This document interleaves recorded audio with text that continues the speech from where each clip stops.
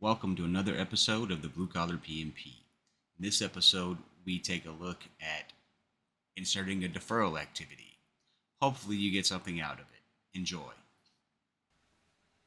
Hey Tyler, how are you? Good. Well, how are you? Good man. What can I do for you? Ready for the weekend? Oh, absolutely. Uh, It's Thursday. Tomorrow's Friday. I am it's absolutely ready Friday. for the weekend. It's Friday Eve. Friday Eve. Uh, That's a good way to look at it. yeah. Nothing, man. I'm just chilling and kind of wanted to see what other people talk about. I did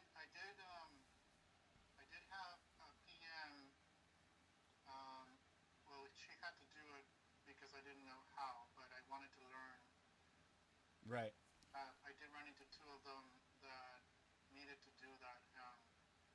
And the PM is very proficient in P6, so she was like, "Oh, I'll do one, and then I'll let you just mimic it, and you can do the rest, and then the other one, so that way you can learn." And I said, "Okay." So then I catch up with her yesterday, and she was like, "Oh, I just took care of both of them because it was really hard, and but I can show you how to do it next week if you want." Long story short, I mean, I already told you the whole story, but um, yeah. So pretty much, I don't know how to defer any projects into the future. I mean, I could extend the project contingency, but that only takes care of the ending of it, but not the beginning of it. So, Right. So whenever you have to defer a project like that, we're supposed to be putting in an activity in there that says deferred from whatever the start date of the deferral is. Deferred for this reason. That'll be your delay, and you'll insert it inside your schedule in your WBS where it makes sense, unless you have like you're in some weird in a specific situation where you have a WBS set up for delays. You'll copy it there. That's where you put your delay activity. But for us, we'll put our delay activity in the WBS that it makes sense to go in, and then tie it to the two activities it's that it's interrupting. You know what I mean? okay, so we would essentially like freeze it in time to wherever we're at now. Let's say business case is approved, job walk is done, all of that design area is done, and then it got frozen. So then we will enter it there, and then we will link it to the next activity moving down, and then just push it forward to next year, right? Correct. Well, you'll link it to where the PM wants you to link it to push it out because it might not necessarily be the next activity. But it's really not that complicated. I don't know why she did it herself. Maybe she just didn't want to. She may not have had the time to slow down and explain how to do it. Um, Yeah, she said she'll take the time next week to show me, but okay. it was just um, I was still curious to like I need to learn this because I'm sure it's gonna come up later, and I want to be able to be proficient to complete the test. If anybody has a real question, please do. Oh yeah, you see my screen? Yes. Yes, I tried to increase this to have like this thing that we set up last time, the activity, Uh huh. the funding delay. But when I increase my construction date just sticks on this, construction start just stick by here. Okay, so it's not driving it then. Yeah, not driving. Yeah. Can So you try? go to your construction activity and see what's driving it, or is it tied to it? Oh, we tied it to PM. We tied it to PM release to construction, didn't we? So Yeah. start there and chase it back. Okay, so it's not up that route. So go back to your activity, construction start. Go that way. Order material. Hold on. Obtain price. Funding delay. There it is. Oh, see, that's the problem. Go up. Go back. You got to slow down. I got to take a look at what you're doing so I can give you some advice. There's your problem right Okay. there. You see your relationship? Yeah. It has a start to finish relationship. You need to change that to finish to start. For some reason, P6 is assigning start to finish relationships. Finish to finish. There you go. Now schedule and see if it pushes it out.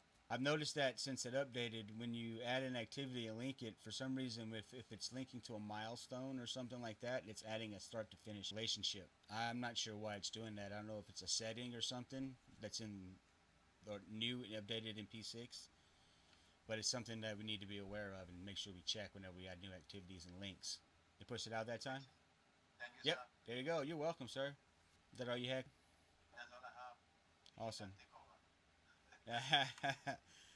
over. Well, what I'll do is, well, I want people to pile in and ask questions. That'll be the goal eventually. But what I'll do for the first, until I start getting an audience, is I'll have a tip or something that'll take me 5 or 10 minutes to explain, waiting for people to come in, and then put that up there. So then the tip is up there at least, even if nobody comes in for help. And eventually, as the tips get out, hopefully people will start coming in to get help.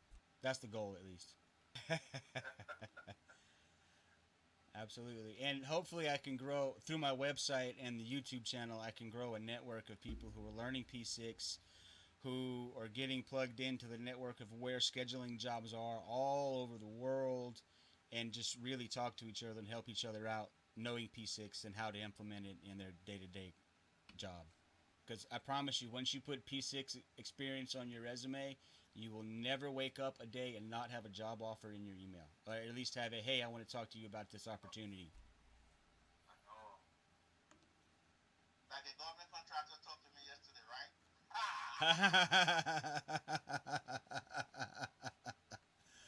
Yeah. Especially as a PCA, you've got the accounting side down, like verbatim. Once you learn the P6, like once you guys really learn the P6 and understand what you're doing in it, you're going to see just how easy the scheduling we do is. It's not cost loaded, it's not resource loaded. None of that. It's just dates. We're just pushing dates around right now.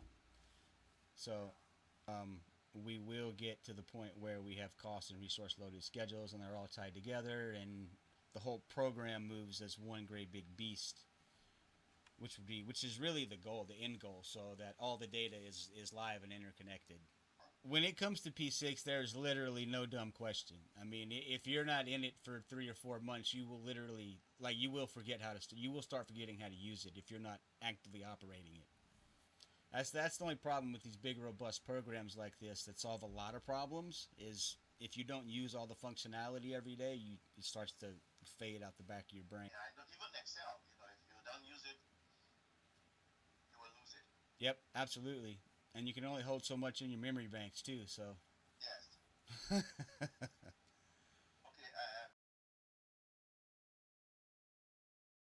PM is asking me, insert milestone project deferral to 2020 pending funding. Okay, so that's not going to be a milestone. That's going to be an actual duration activity. Because you need that funding delay to push you out to 2024. Does that make sense? Yeah. So Okay. if you want to run through it, that way you can see how it's done. So, Since his did I PM check gave whether him the they- cold they shoulder. I did not remove anything because I know I'd rather put a zero duration than to remove anything from the schedule. That's what we're told, right? No, we have permission to remove whatever we need to. Okay. Okay, hold on. Once the schedule is no longer a template, just a template, and you're actively updating it, and you've got your original baseline assigned, you can you and your PM should be getting into this schedule and altering the activities and changing the names and adding and subtracting activities based on what that specific project requires.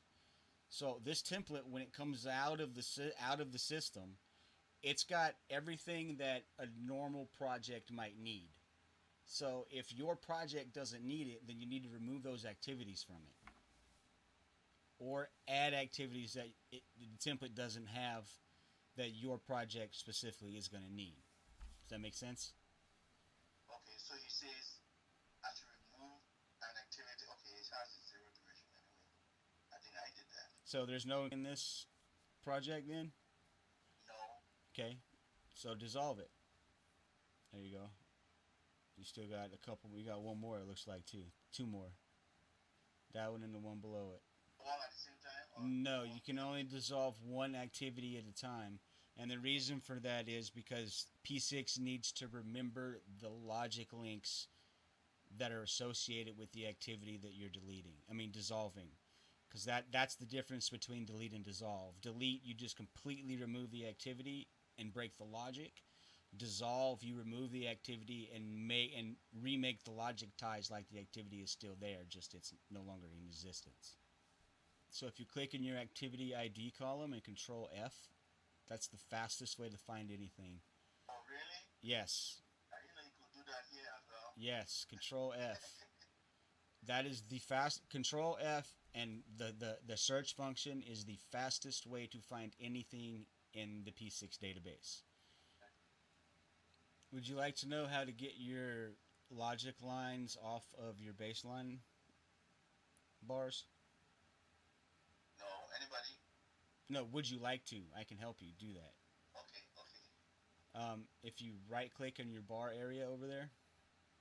No, go to your Gantt chart on the right hand side and right click in the Gantt chart. Yeah, okay. Yeah, in the chart. Okay, there you go. And then go to bars.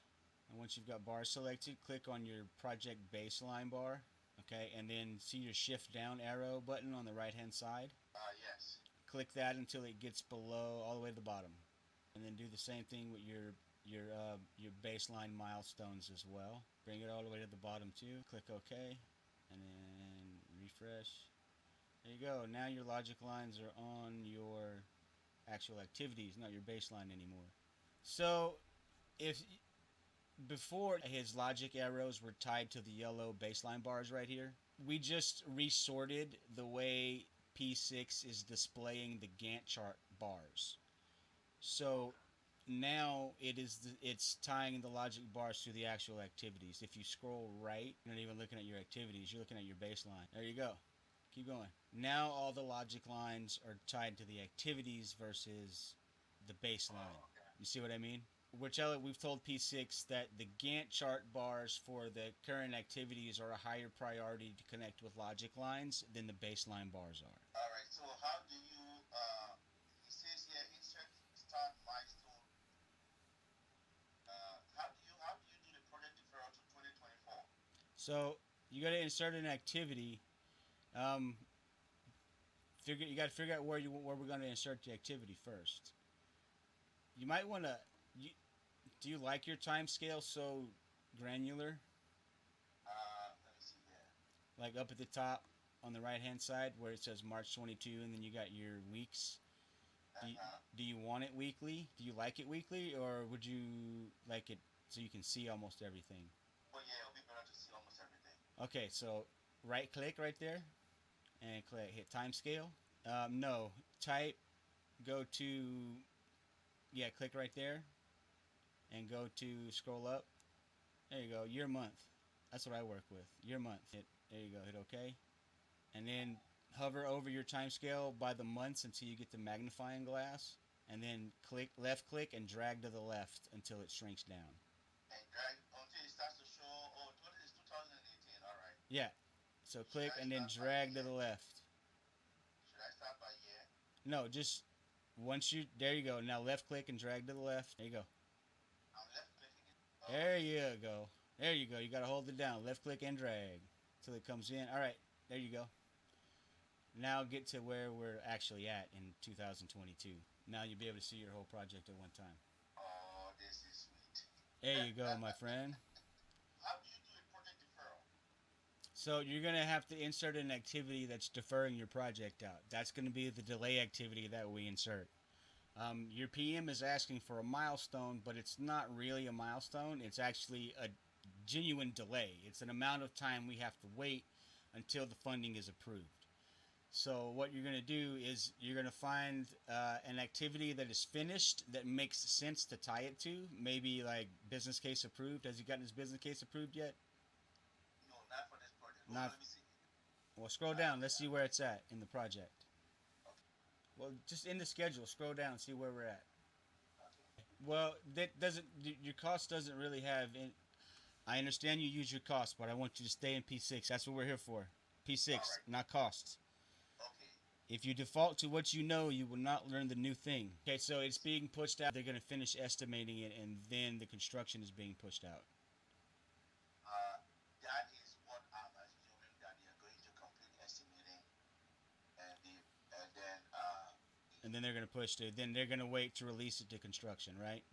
yes. Okay, so that's where you want to tie your delay activity between your last activity for estimating and when your PM is going to release it to construction. That's where you want your delay activity to go, because that's the affected that's the affected time frame, is from when we're done estimating to when we can get to it because of funding. And then however long that end date is, that'll be the duration for your funding delay activity, deferred to 2024, whatever you're going to call it. Does that make sense? Right. So that's what we're going to do. So once it doesn't matter that all that was finished, we just need that activity to tie the logic to, and then we'll start our activity. I don't know, whenever you got that email, right? So that'll be the start day of your funding delay, and then your ending day of the funding delay will be, or your deferral day, whatever your delay is. That'll be whenever we want construction to start, or we want him to release to construction. So it'll be the duration minus however many days you have between PM release to construction and construction start. Does that make sense? No. Okay, so you have a finish date. Well, you have a construction start date, right? Okay, so that's your goal for construction start. Then you have a certain number of days for activities between your construction start and your PM release to construction milestone, right? So whatever number of days, however long that duration is, you're going to have to subtract it. You're going to have to take that into account when you set your duration for your delay activity. So your delay activity is going to be X duration plus your activity duration, the duration of your activities between your PM release to construction milestone and your construction start milestone.